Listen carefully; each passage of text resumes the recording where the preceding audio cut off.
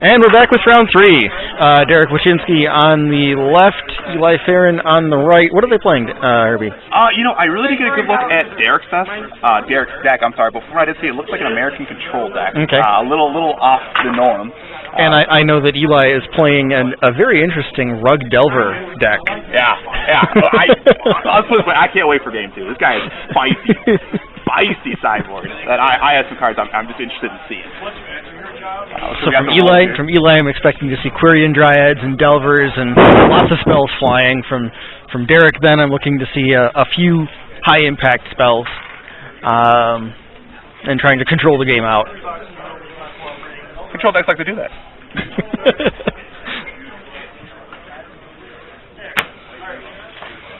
Alright, so just got in from, we'll call him my secretary, American Aggro is what they're playing. So that's why I said it looked like American Aggro, but it was a little spicy, so. Alright, so then we're going to see Boros Reckoners and probably some Restoration Angels, but what are we going to see from the, it's got an American Delver Aggro. Huh. So maybe not, maybe Reckoners, I don't know about Restoration. I think it's still probably a worthwhile inclusion. There's a Feeling of Dread. Is it Charm? There was a Unsummon, I think I saw. Okay. Eli going to 6. I see a couple of land. Looks like he keeps it. Alright, so... Events out of the gate. Did he just shock Thoughtscour? Yep. Why would he want to hold it up till the turn? Maybe he figured turn 1, not really that important, not anything he's going to do with the mana. There's no good reason to do it. I still think the right play is end of turn. Faithless Looting, okay. Well, maybe you got that Dispel in there or something. I don't know. Maybe he goes for a Thoughtscour. I don't know.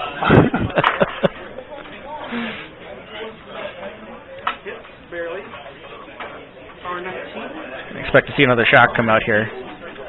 You know, I was told this deck was American Aggro. He is kind of no creatures. He is kind of dirtling. Yeah. Yeah. I got really giddy when I heard that title too. I almost expected to see a turn 1 Delver and... Well, here's that Quirion Dryad from Eli. And he did shock himself to play the breeding pool, so both players are sitting at 18. Quirion Dryad, in case you don't know, is a 1/1. Whenever you cast a spell that is not green, it goes ahead and puts a 1/1 counter on that. A turn and bird says no. But it dies. Yeah, Quirion Dryad has to take a couple of spells before he's out of burn range. See a turn and burn from Eli as well, being milled with the Thoughtscour. They're playing 2 different decks, but I feel like it's a mirror match from what I've seen so far. The only difference is the third color. We got blue and red on both, and white in one, green in the other. Not much of an edge for either side right now. Still, American Aggro. I got 4 lands passed. I'm going to go ahead and drop American Aggro right off this title. I'm going to go say American Control like I originally thought. Another breeding pool and pass? Yep. I think I see in those fast-flipping cards a Rune Chanter's Pike. I thought I saw an Augur. Yeah, there is at least one Rune Chanter's Pike in my deck. Snapcaster Mage in play here. For Thoughtscour? Yep.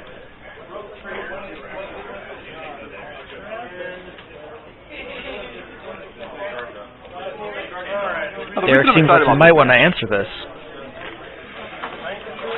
Does he really care at this point, though? Yeah, there's a Snapcaster Mage on the board, but it's already hit play. I feel like if you were going to answer something, you would answer the Snapcaster Mage. Yeah. I mean, well, he doesn't hit the turn. It could just be negate. There you go. See, can't answer the snap. Okay. And the best part about this all is that Spell Rupture is now turned on. That's true. Spell Rupture's on. Spell Rupture equals you need to pay 2, right? Right now, yes. Right this time, yeah. It's equal to the greatest power amongst creatures you control. Snapcaster isn't exactly, the power-hungry one, but hey, two mana more, that's one less of mana leak. Equipping Pike, that's going to be Feeling of Dread taps the... so we know that bottom card is Aquarian Druid.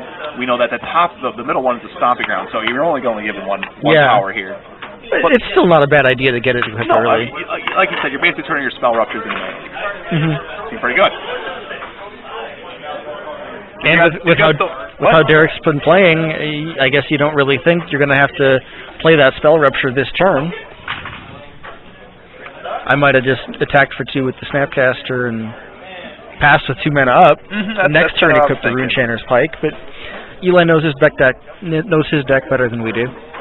And for those of you out there who don't know, Derek and Eli are actually really good friends. They play test each other. They help each other build their decks.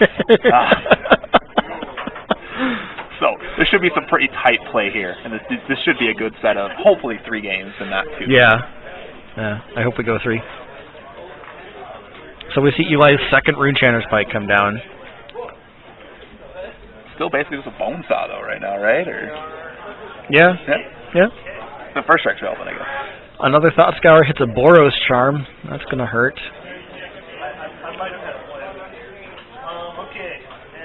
But you know, Derek's got to be playing Snapcasters too at some point. With Thought Scours, I think it's almost obvious they're playing Snapcasters. Eli's sitting there holding on to that spell rupture, just waiting for something juicy to take out. 2 mana. This is Snapcaster. Burn. Spell ruptured. There it is. That seems like a good time to use it. Yeah, absolutely. It certainly does. 1 mana. Oh, looks like we got a little quick on Eli's side there, untapping. Derek says, I got more plays. Give me a minute. Probably looking for that 5th land, I can imagine, as well. It's been a few turns sitting at 4 now. No, he does have at least 1 sitting in his hand there. Second card from the top, I think, is a land. Is he just sandbagging it? I don't know. Are you sure it's a land? Oh, unless it's another Feeling of Dread. I think it's a Feeling of Dread, yeah. But it looks like he did get a clip-top retreat that he's going to discard. Oh, is it charm? All these gold cards nowadays, you can't tell what anything is. You see a turn and burn in Eli's hand. Got a second equip, so that's going to be punching for 2, 4, 6.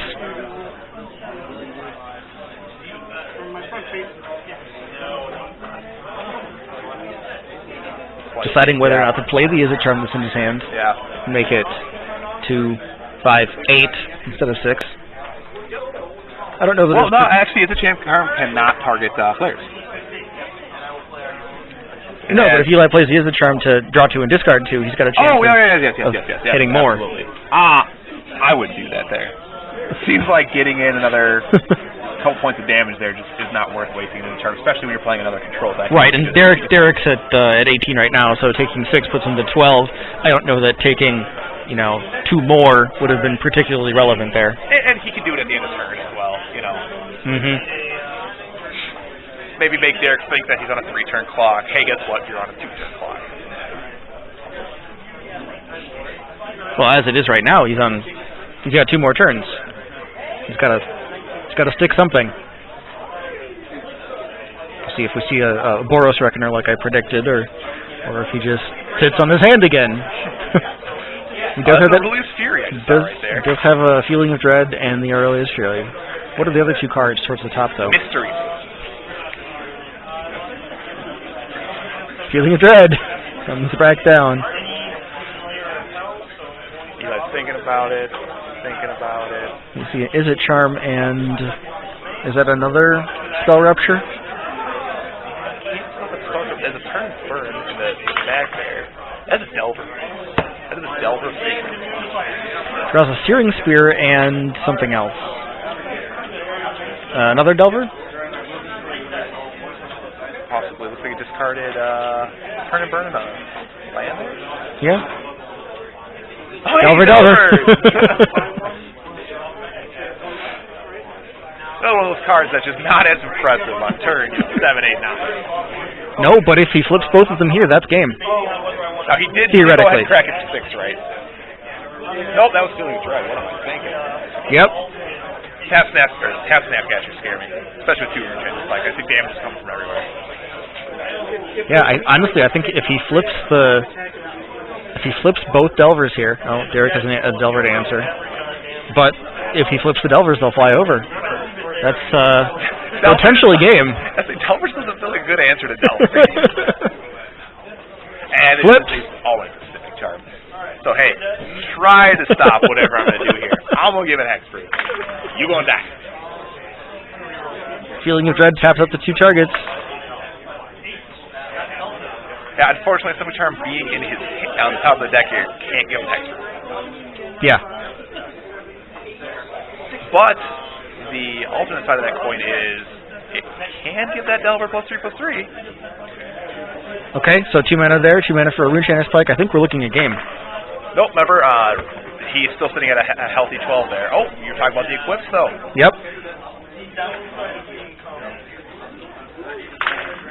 I think you got the same conclusion you got to. Oh, but he doesn't have enough mana to do equip Simic Charm. Well, but let's see here. So we got 3, and then at least 4, 5, 6. 9, I think I'm counting here. Were there only 3 instants in the graveyard? 3 instants of sorceries? Brandon, how many instant sorceries are in Eli's graveyard? What was it? 11 power. 11 power, okay. Alright, so Derek goes to 1. So 11 power is some basic math. 4 spells. Great. 4 + 4 + 3, not equal. Tax for 1 with Delver. Full Delver. Well, that's 2 damage, right? Should be. But I feel like the flip should be 2 then as well. Right? True, okay. Yeah. So I think we need to see a board wipe here from Derek. Supreme Verdict, Bonfire, something.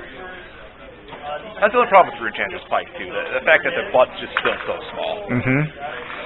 Derek says pass, but has tricks. Oh, Aurelia's Fury.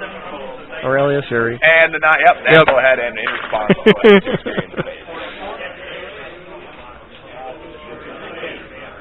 You know, nothing is more fun in a game of Magic than holding onto the win card and hoping your opponent taps out. I remember one match back in the day. Had my opponent at 6, going into 5th turn. I was playing Rakdos Dagger, 2 Searing Spears in my hand, mana open. He had blue open, and I just sat there with that sort of, can I get there, can I not get there? Goes to his turn, he goes for the Thragtusk, which is the obvious result. Mm-hmm. Hey, buddy, here's in response. Yeah, it feels good. Let me tell you, people, it feels good. All right, so we're going to the sideboard. What did we have from the sideboard? Oh, my goodness. Okay, so Eli, this is an outrageous sideboard. I love it. Right off the bat, 4 Leg Trickeries, 4 Dispels. It might be 3 Dispels. I think I did that correctly. Yeah, 4 Leg Trickeries, 3 Dispels. So he's looking to counter Naya Blitz or any Animator, Mana Dorks, all that really good. Yep. Pillar of Flame as well. You know, aggro, you know, Resurgence makes sense, obviously. Aetherize. Okay. Seems really good against aggro. I don't think we're going to see that here. No, I don't see it either. Turn and Burn, he has 2 more sitting in there. And then the card, which I love to see, and I think he might be bringing in here, Mizium Skin. There's 2 Mizium Skins in there. And in case you don't know what Mizium Skin is, it's pay a blue, target creature you control, gains hexproof. I believe it's 2 to overload, and all your creatures get hexproof. So it's basically like a creature signature. Isn't there also a marginal stat boost as well? Is it +1, +1, +0, +1? I think it's +0, +1, yeah. Very marginal. Very marginal. And then we're going over to Derek here, and as I said, from looking at sideboard, I thought it was a control deck.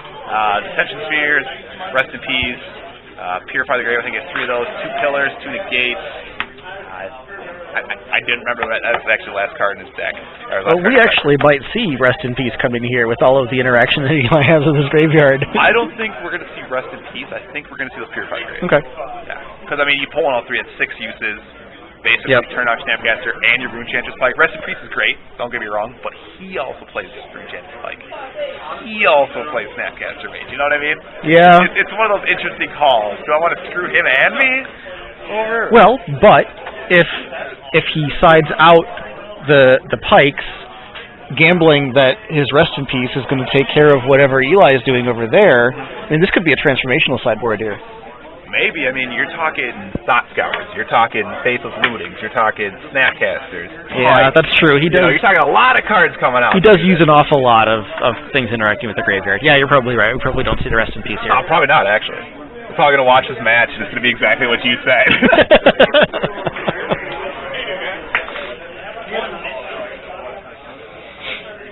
Eli's taking a while to sideboard here. Eli generally takes a while to sideboard. He likes to look, think again, think again. He's pretty methodical in how he sideboards. But if you ever watch him play, he doesn't really show any emotion throughout the entire game. His head's right here, looking at the cards, looking at your hand, looking at the cards. That's pretty much his thought process the entire game. What do I have to do here? Everything else doesn't matter. And that's a great attitude to have in games.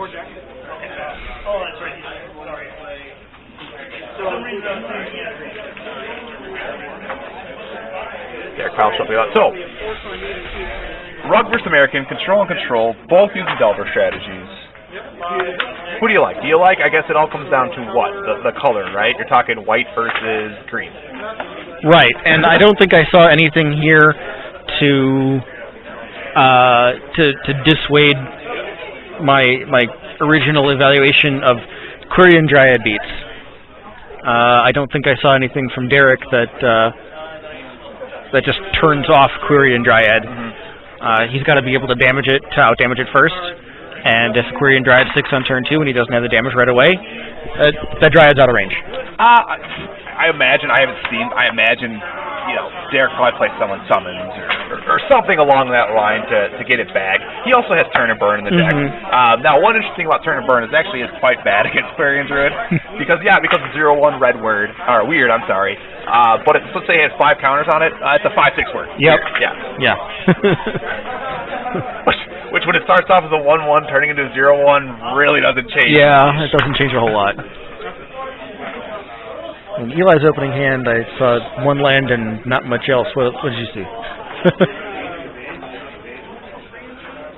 Yeah, we definitely Dispel. around the spells, yep. Is that a Searing Spear there towards the bottom?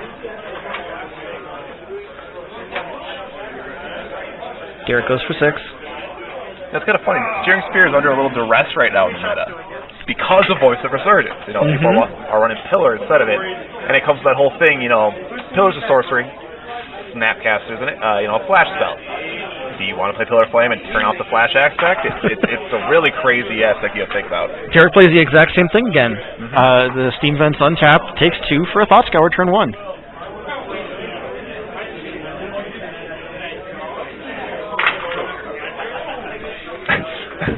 Watching the same match here, boy. I almost wish you could remember the 2 cards that were milled by Thought Scour. Yeah.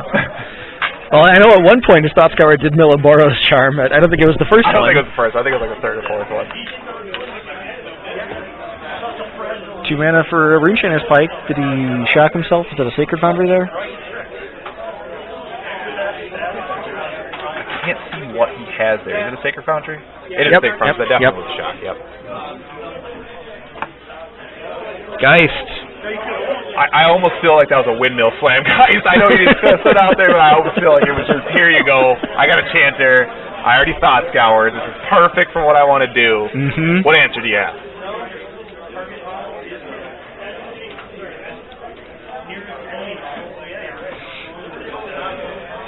It says Quirion Druid.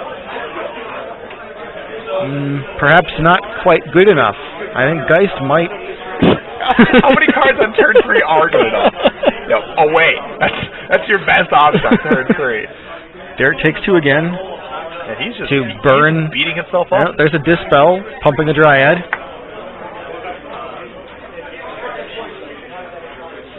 Quip. Let's see, there's 3 in the drink there, so that's going to be 5/9.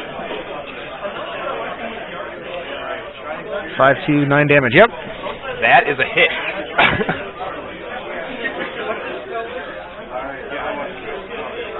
Dryad sitting at 2/2. I fully expect that to come back for 2. Unless he's got. Aetherite, stop that Aetherite. That's a great card here. That's a great card. That's amazing. I didn't think I was going to see that. I didn't think we were going to see Aetherites here because we just saw Control game 1. Let me tell you boys something. I just learned something. Battle Auras Aetherize him. What is that card? Oh, looks like a Thought Scour. Another Thought Scour.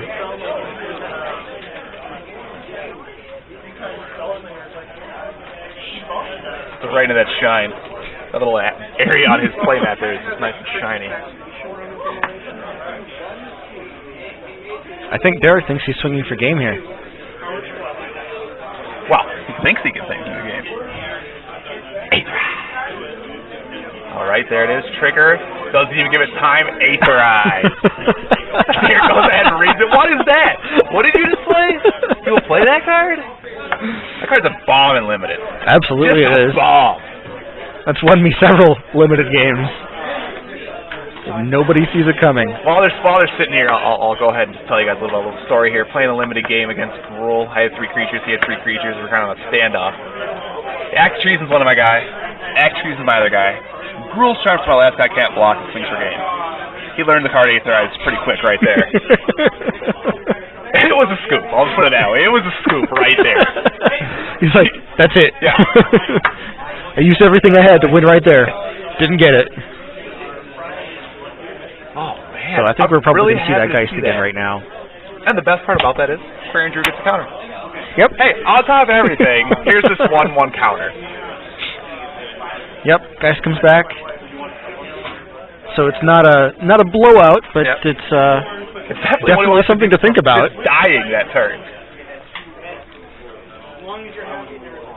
I think he's got to hold the Dryad back this time. I almost imagine so. I think he has a charm in his hand right now too, or a Searing Spear. Searing Spear for sure. He just wants to spear. I just want to spear the Geist. Glaring Spotlight. I don't have you, but where are you?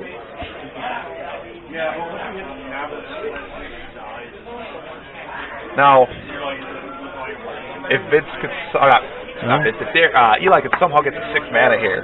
He does have a Snapcaster. I just want to see it again. I just want to see Snapcaster Aetherize. I just want to look at it. Shoots in the face for 3. Main phase Searing Spear. Okay. Derek goes to 9. Korean goes to 4/4. I believe it has. Yep, got 3 counters. He's got 3 spells in the graveyard. Unsummon, Aetherize, and things through. Yep.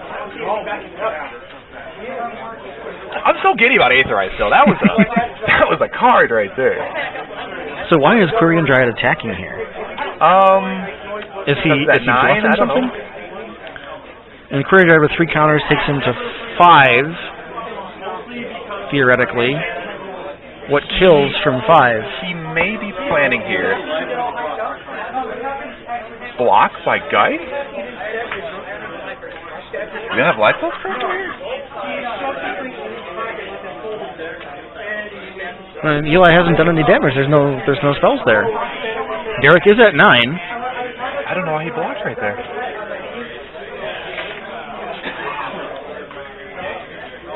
Well, let's see what he got. Maybe he has some plan we don't know about. Maybe Aetherize was just that big.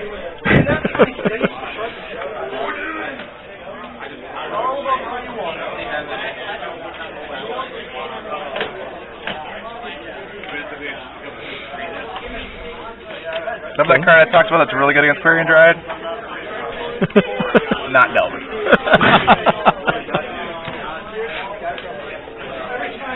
Delver, equip, go, huh? I don't understand that block. Maybe he was thinking that... Maybe we have the light tools wrong. Maybe he actually has a Shockwave notes. Maybe he's sitting at 7, and maybe he was scared of taking 4 Searing Spear. Snapcaster pumps. Targets Searing Spear? Searing Spear Delvers. Attacks. Does he have a second red mana here? Is that a stomping ground? Oh, it's a Seaman. Okay, yeah, he does. You can't see the right side of it. Okay. Burn you down to 6, possibly 4? No, the Searing Spear definitely targeted the Delver. Oh, it did tell me. Okay. I thought that was a better play, so I'm glad he did that.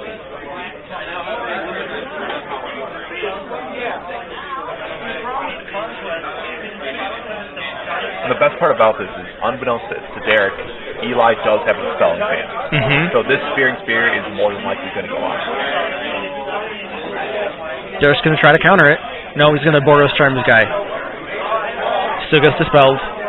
So it's 1, 2, 3, for 5 counters on the Dryad, it's still not lethal. And it's still not out of Geist range. Or not Geist, but the Delver's dying. So it's not lethal, but it still has to block and die. I think we missed a shock in there. I think that Steering Spear was game. Was getting right into the soft spot where he needed to be. Now, Derek did shock himself. I count 1, 2, 3, 4 times. 4 times. Yeah, that's what you have as well. I think they're bad at math. I think that's just what it is, really. But on the good note, looks like we're going into Game 3. Both players. Really? Didn't Eli win Game 1? I thought Derek won Game 1. Eli won Game 1. I don't know what's wrong with me. I'm still shocked about the Aetherize. That was amazing. So we have another 2-game set. 2 and out. Every game. Every round's in 2 games, huh? Yep. That is what it is. It's good to watch, though. You know, I think you know, round 1 was all right. Round 2 was definitely a bit grindy for my taste, but it was fun to watch. Yeah. A long match. This was a treat. You know, I mean, this weren't the the craziest combos or big blowouts, that kind of stuff. But no, but it was all fun stuff. Yeah, definitely. Some cards that you don't normally see played all that often. The Quirion Dryad, for instance. Quirion Dryad, yeah. A lot of stack interaction there. A lot of you do this, well I'm going to do this, but I'm going to do this, and I'm going to do this. Now my question here is, and I'm wondering, apparently we didn't have life host correct, obviously. Right. If Derek didn't cast that Boros Charm to protect his Quirion, or his Delver there, Quirion would not have been lethal. That's what I'm trying to ask there, because the spell wouldn't have hit, right? Yep. Wow. That happened to me in a limited game once. I was sitting at 3 life, I believe. Guy swings in with a Cloudfin Raptor.